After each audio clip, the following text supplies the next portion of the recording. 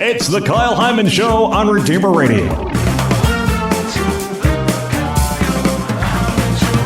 This is Kyle Hyman here with Andrew Serrani, Mark Guiney, and Bill Schmitt. It's game time. We're going to play a game that Bill Schmitt is calling... Oh my goodness. It's called A Map for the Masses. A Map for the Masses. Yeah. I like it. Okay. Coming from the newspaper world, I feel that the most important thing about any story or game is the headline. Yes, right. That's Just right. come up with a clever headline and you've got it made. Yep. Nobody's actually interested in the games. They just want to know what it's called. These days, regarding newspapers, I'm afraid that's all too true. All right. So is there anything that we need to know about this? Well, here's the approach. We've talked a lot. We've used games based on music and wordplay and colors and all of that, Kyle, as you know. And today it's just a little bit less theological and much more geographical. Okay. I'm thinking that we should talk about the geography of our diocese because, after all, to evangelize, you got to know where you are and who your audience is. That's kind of what Mark's telling us, too. True. So, ready for the Diocese of Fort Wayne South Bend, the website tells us, encompasses how many counties? Okay, hang on. Let's go. Let's get some music here. How many counties are in the diocese? That's the question? That's it. How many counties? Whew. How many Indiana counties? Okay. It's 14? I was going to say less Correct. than... Really? Wow. You are a geographer. I would have just been guessing. This is not my knowledge of geography. This is because I hear this talking point constantly. Is that right? You must be paying attention. But Fair enough. That's very good. I didn't know that. Well, and of course, so we're in a region that's called many things, including northern Indiana, which has 26 counties. But my favorite name for our area is the Great Lakes Megalopolis. Wow, I've never heard that one, but I do like it. Megalopolis. And you can look, as they say, you can look it up. It's it's on the web. Where the Great Lakes Megalopolis. I think Godzilla fought Megalopolis. Yes. Yeah, that was one of my favorite. It extends through many metropolitan areas around the country, or through this region of the country.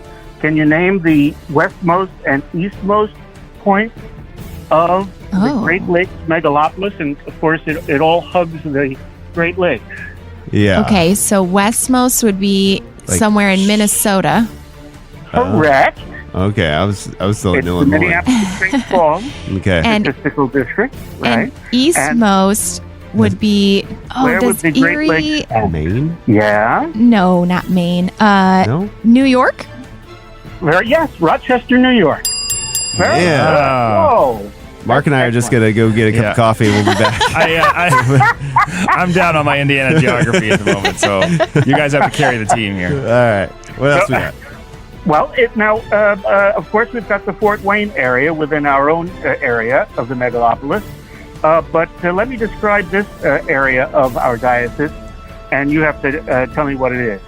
In 1934, a group of South Bend merchants who realized that their market included parts of both Michigan and Indiana held a contest on what to call this regional market. What was the winning entry? Well, they didn't settle on Indigan. they went with Michiana. Michiana, Wow. where the That's great. That's interesting. All I didn't know they had like a Although I kind of like meeting Indigan. about this. I just figured it was like something that naturally started happening. Yeah, a contest. That's so interesting. It was a contest in 1934. Indigan is pretty Let's funny. see. Now, one of the bigger, cooler towns in Michiana has a biblical name. This was a region of Egypt where the Israelites were settled, as told in Genesis 45.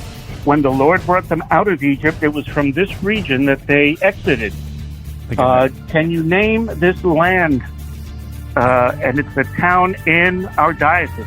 I think I know this. All right. Is it Goshen?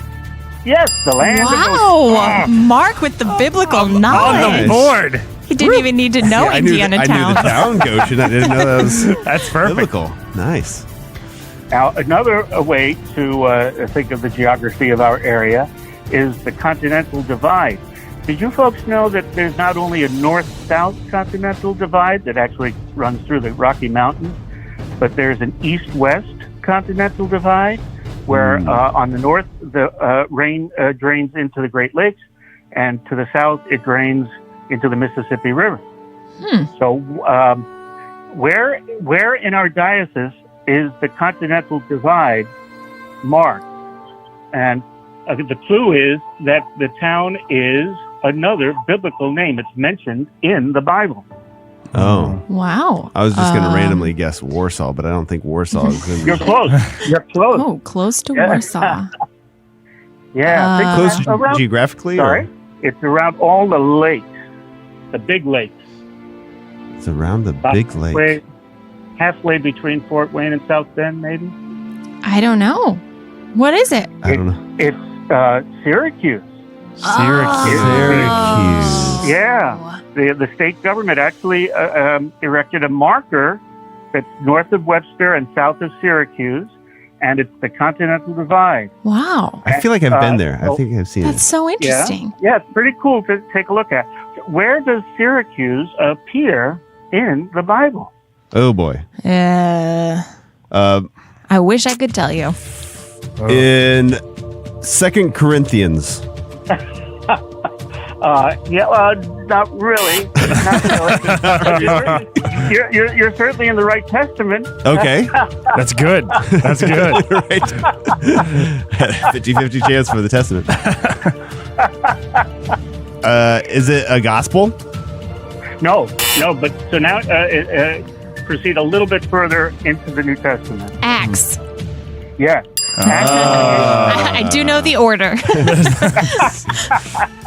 The Apostle Paul stayed in Syracuse for a few days. We learn in Acts 28, verse 12. Very nice. And there's no, it's not clear why.